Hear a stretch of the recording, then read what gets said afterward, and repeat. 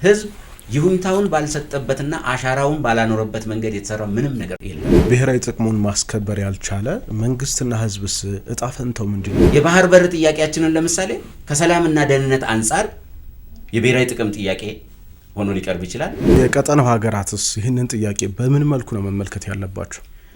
ባለፉት ዘመናት አይታችሁ እንደሆነ ኢትዮጵያ በየትኛውም የኢትዮጵያ ታሪክ ውስጥ በቀጠናው ላይ አፍራሽ ሚና ተጫውታ አታውቅም።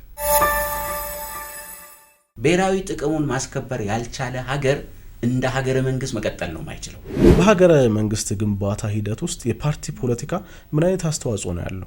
የዲሞክራሲ ስርዓት ግንባታችን ከውጭ ሀገር የተቀዳ በመሆኑ ምክንያት ያለቀለት አይደለም። መደመርስ ብቸኛ እሳቤ ወይ ብቸኛ አማራጭ ነው ወይ? እሳቤዎችን እንዳለ ገልብጦ ለማምጣትና በዛ እሳቤ ፍጹም የሰከሩ ኃይሎች የነበሩበት ወቅት ነበረ ማለት ነው።